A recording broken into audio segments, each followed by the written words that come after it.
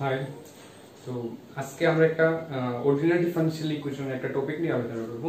তো টপিকটা হলো দেখো আইগেন ভ্যালু প্রবলেমস। তো এটা সাধারণত বিএসসি ম্যাথ অনার্সের একটা টপিক। তো এটা করতে গেলে তোমার এর আগে যে ডিফারেনশিয়াল ইকুয়েশন যে ছিল সিএফ পিআই সাধারণত সিএফ সম্বন্ধে তোমার আইডিয়া থাকতে হবে। যদি সিএফ সম্বন্ধে আইডিয়া থাকে তখনই তুমি এটা করতে পারবে। তো কিভাবে করবে দেখো, তো এটা একটা অঙ্কের মাধ্যমে দেখাচ্ছি, কারণ এটা অঙ্কের মাধ্যমে বোঝাতে হবে, বিশেষ করে থিওরিটিক্যাল কোনো জিনিস নেই এটার মধ্যে। তো দেখো কিভাবে করতে হবে। ফার্স্ট অঙ্কটা দেখো, find the eigen values and eigen functions for differential equation d2y by dx2 plus lambda y equal to 0 where y0 equal to 0 and y pi equal to 0। ঠিক আছে, এটা হলো গিভেন কোশ্চেনটা। তাহলে দেখো ফার্স্ট given equation ওটা d2y by dx2 plus lambda y equal to 0, এটা অক্সিলারেশন করতে হবে m square plus lambda equal to 0, তার মানে m square equal to minus lambda। তো lambda কি ছিল? প্যারামিটার ছিল একটা, বা lambda যেকোনো একটা প্যারামিটার। তো lambda এর ভ্যালু কি কি হতে পারে? হয় 0 হতে পারে, বা less than 0 হতে পারে, বা greater than 0, মানে পজিটিভ, নেগেটিভ অর 0 হতে পারে। তো তোমার তিনটা কন্ডিশনের জন্য আমরা তিনটা ভ্যালুর জন্য তোমার চেক করতে হবে ইকুয়েশনে কি হবে। ঠিক আছে, তো তো চেক করে একটা একটা করে, তাহলে তিনটা ভ্যালু চেক করতে হবে। একটা হলো 0, একটা হলো লেস দ্যান 0, আর একটা হলো গ্রেটার দ্যান 0। তিনটা ভ্যালুতে চেক করতে হবে। আমি m square equal to minus lambda সাইডে রাখলাম। তো ফার্স্ট কেস 1 দেখো, কেস 1 কি হবে? if lambda equal to 0, তো lambda equal to 0 হলে অক্সিলারেশন নিয়ে বসিয়ে দাও, lambda এর মান 0 বসালে কি আসবে? therefore m square equal to কত হবে? 0, কারণ মাইনাস 0 আর 0 0।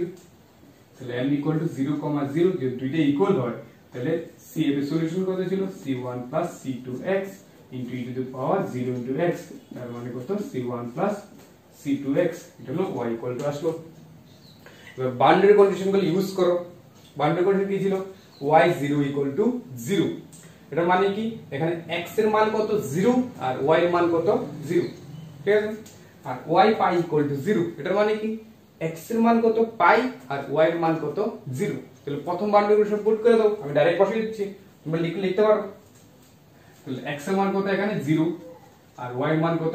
0। তাহলে দুইটা 0 0, তাহলে c1 plus c2 into 0, তাহলে কত আসে? c1 equal to 0 আসে, c2 to 0, c2 to 0 0, তাহলে c1 মান কত? 0। তো সেকেন্ড বাউন্ডারি কন্ডিশনটা পুট করো, সেকেন্ড বাউন্ডারি কন্ডিশন এখানে পুট করো। সেকেন্ড বাউন্ডারি কন্ডিশন কত? x এর মান পাই, কিন্তু y এর মান কত? 0। তাহলে x এর মান পাই বসাও, আর y এর মান 0 বসাও সেকেন্ড কন্ডিশনটা। তাহলে y এর মান 0, c1 তো অলরেডি আমরা 0 পুট করে বের করলাম, এটা বসিয়ে দাও এখানে 0 plus c2 into পাই, তাহলে c2 এর মান কত? 0। তাহলে কি আসলো? c1 এর মান 0 আসলো, c2 এর মান কত আসলো? 0 আসলো।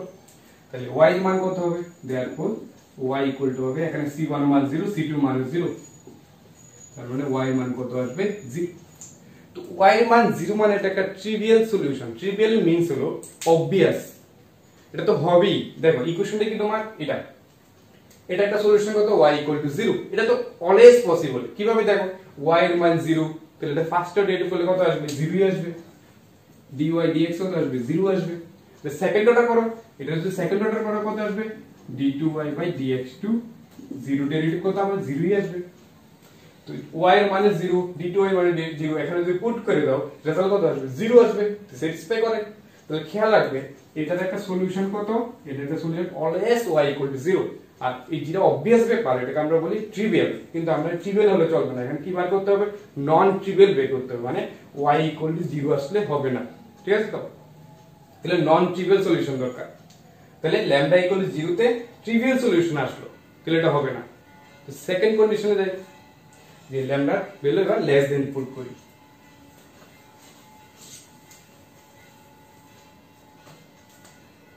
কেস 2, lambda less than 0, তার মানে নেগেটিভ। তো কিছু একটা ধরে নিই, lambda equal to minus mu square, square মানে জিনিসটা পজিটিভ, সামনে একটা মাইনাস, তার মানে জিনিসটা কি? নেগেটিভ। তাহলে lambda মান less 0 ঠিকই আছে। এবার এটা নিয়ে বসাও ওই অক্সিলারি ইকুয়েশনে। therefore m square equal two, লক্ষ্য করো ল্যামডার মান কত মাইনাস মিউ স্কয়ার, এখানে অলরেডি একটা মাইনাস ল্যামডা, তো ল্যামডার জায়গায় যদি আমরা মাইনাস মিউ স্কয়ার বসাই, এখানের মাইনাস কত হবে প্লাস হয়ে যাবে, তাহলে প্লাস মিউ স্কয়ার, তাহলে m ইকুয়াল টু আসবে প্লাস মাইনাস মিউ। ঠিক আছে, তাহলে CF এর সলিউশন লিখে নাও, তাহলে C1 e to the power mu x plus C2 e to the power minus mu x, এই হলো তোমার জেনারেল সলিউশন। এবার তোমার বাউন্ডারি ফর্মুলাগুলো ইউজ করো। প্রথমে এটা x এর মান 0 y এর মান 0 পুট করো, x এর মান 0 y এর মান 0, তাহলে 0 equal to C1 e to the power 0 মানে 1, C2 e to the power 0 মানে 1, এতটুকু আসবে। এবার সেকেন্ড বাউন্ডারি কন্ডিশনটা ইউজ করো। সেকেন্ডটা ইউজ করলে কত হবে দেখো, x এর মান পাই, y এর মান 0, তাহলে y এর মান তো 0, y এর মান 0 আর x এর মান কত পাই, তাহলে C1 e to the power mu pi plus C2 e to the power minus mu pi, কেমন আসলো? এবার এই দুইটা সলভ করে C1 C2 বের করো। নরমালি সলভ করো, এখান থেকে মাইনাস C1 ইকুয়াল টু কত মাইনাস C2, এখানে নিয়ে বসাও, এখান থেকে দেখবে C2 চলে আসবে। তো এইভাবেই করতে পারো, বা আমি আরেকটা প্রসেস দেখিয়ে দিচ্ছি, যদি বুঝো ওইভাবে করতে পারো।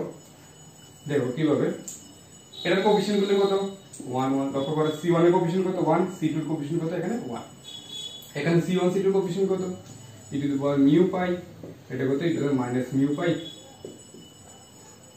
ডিটারমিনেন্ট ভ্যালুটা বের করো, কত আসবে e to the power minus mu pi minus mu pi, not equal to 0, দুটো তো সেম না, b ইকুয়াল টু 0 আসবে না, তার মানে কি non zero.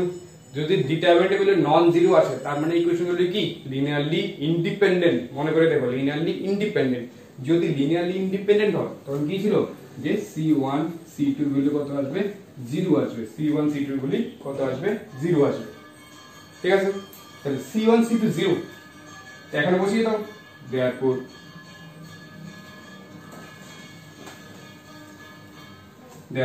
y equal to আসবে 0, 0 মিন্স কি আবার কি আসলো ট্রিভিয়াল সলিউশন আসলো, কিন্তু আমরা তো কি হবে না আইগেন ভ্যালু আইগেন ভেক্টরের জন্য আর আইগেন ফাংশনের জন্য ট্রিভিয়াল হলে চলবে না, নন ট্রিভিয়াল লাগবে, তো এটার মধ্যে আসার কোনো চান্স নেই। তাহলে কেস 3 করি আমরা।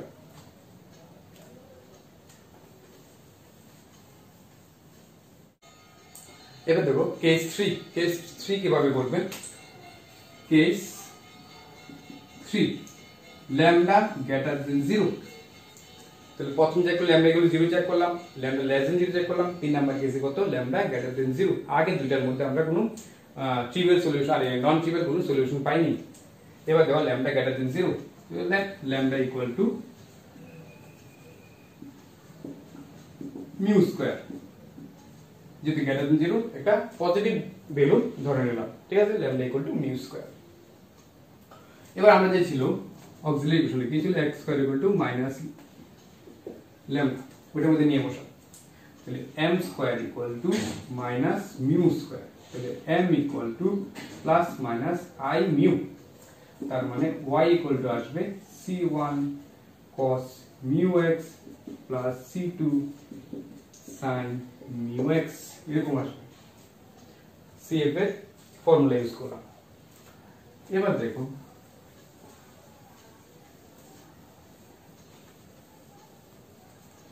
বাউন্ডারি ভ্যালুগুলো ইউজ করো।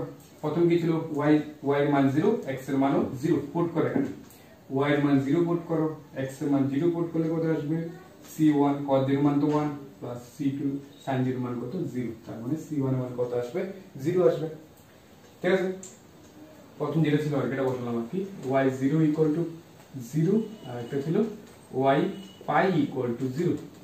তো প্রথমটা পুট করলে x এর মান 0 y এর মান 0, x এর মান 0 y এর মান 0, x এর মান 0 পুট করলে দেখো sin 0 এর মান কত 0, এটা থাকবে না, cos 0 এর মান কত 1, তার মানে কি থাকবে c1, আর y এর মান কত 0, তাহলে c1 ইকুয়াল টু 0 আসলো। তো সেকেন্ডটা পুট করো, সেকেন্ডে যদি পুট করো এখানে কত x এর মান কত পাই আর y এর মান কত 0 পুট করো, তাহলে y এর মান কত 0, x এর মান কত পাই, c1 তো অলরেডি 0, তাহলে এটার মধ্যে আর বসিয়ে লাভ নেই, এটা তো 0ই। আর c2 ইনটু sin mu পাই, কারণ x এর মান কত পাই, বসালাম। এবার দেখো যদি c2 0 হয়ে যায়, এখান থেকে দেখো therefore c2 sin mu pi equal to 0। যদি c2 0 হয়ে যায় তার মানে কি এটা কি আসবে, ট্রিভিয়াল আসবে, তাহলে তো কোনো সলিউশনই আসবে না। তাহলে আমরা এক কাজ করি, এখানে c2 কে কি ধরি আমরা, নট ইকুয়াল টু 0 ধরি, তাহলে কি আসে দেখি, for trivial non trivial solution.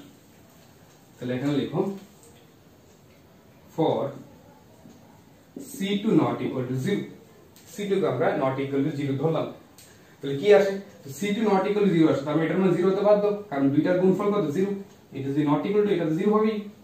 therefore sin mu pi equal to 0। তাহলে জেনারেল সলিউশন ইউজ করো, জেনারেল সলিউশনে কি sin mu pi equal to 0, তার মানে sin theta equal to যদি 0 হয়, theta equal to n pi, এটা হলো ফর্মুলা, জেনারেল ফর্মুলা। তাহলে mu pi equal to n pi, তাহলে mu equal to কত n, pi pi cancel, mu মানে কত রুট ল্যামডা, mu মানে কত root lambda equal to n, তাহলে ল্যামডা equal to আসবে এখান থেকে n স্কয়ার, যেখানে n equal to কত হবে 1 2 3 ডট ডট, কারণ কি ল্যামডা কি ছিল এখানে পজিটিভ ছিল, ল্যামডা কি ছিল গ্রেটার দেন 0, তাহলে 0 তো আর হবে না, 1 2 3 4 করে হবে, তে আসলো lambda equal to n square আসলো। তো এই যে ল্যামডা ভ্যালুটা,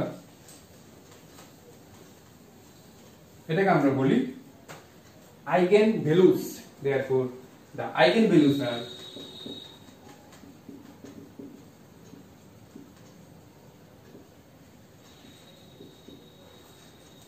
lambda n দ্বারা ডিনোট করছি, lambda n equal to n square, যেখানে n equal to 1 2 3 dot dot dot, n এর ভ্যালু 1 বসালে lambda মানে প্রত্যেকটা ভ্যালু আলাদা আলাদা করার জন্য আমি lambda n দ্বারা ডিনোট করছি, এটা ডিনোট করা হচ্ছে, তো lambda n equal to n square, তাহলে lambda 1 এর মান কত হবে 1 স্কয়ার, lambda 2 এর মান কত হবে 4, lambda 3 এর মান কত হবে 9, এভাবে সবগুলো তুমি আইগেন ভ্যালুস গুলি পেয়ে যাবে। আর আইগেন ফাংশনটা কি হবে, আইগেন ফাংশনটা হবে এরকম, ফাংশন আমরা ডিনোট করি phi n x দ্বারা ডিনোট করি, phi n x। তো লক্ষ্য করো আমরা যে ইকুয়েশনটা ছিল এরকম ছিল, y ইকুয়াল টু আমরা যে lambda equal two lambda greater than 0 এর জন্য যে cf টা আসলো, এটা আসলো c1 cos mu x plus c2 sin mu x, এটা সলভ করার পর আমরা আসলো c1 0 আসলো, আর mu এর ভ্যালু আসলো n, ঠিক আছে, mu মানে হলো root over of lambda equal to n আসলে এরকম আসলো, ঠিক আছে। ঠিক ভ্যালুটা পুট করো এখানে, তাহলে এখানে যদি পুট করো c1 মান 0 হলে এই পার্টটা থাকবে না, আর c2 এর মান সরি c2 তো নট ইকুয়াল 0 ধরলাম, c2 থাকবে, তো c2 না লিখে আমি একটা জেনারেল লিখছি, সাপোজ an দ্বারা লিখছি জেনারেল, কারণ phi 1 এর জন্য একটা আসবে, phi 2 এর জন্য আরেকটা আসবে, কনস্ট্যান্ট, এর জন্য জেনারেল ভাবে লিখলাম আমি an, R sin mu x এর মান কত, mu এর মান হলো n, sin nx, এখানে n ইকুয়াল টু কত 1 2 3 ডট, এটা হলো তোমার আইগেন ফাংশন, ঠিক আছে।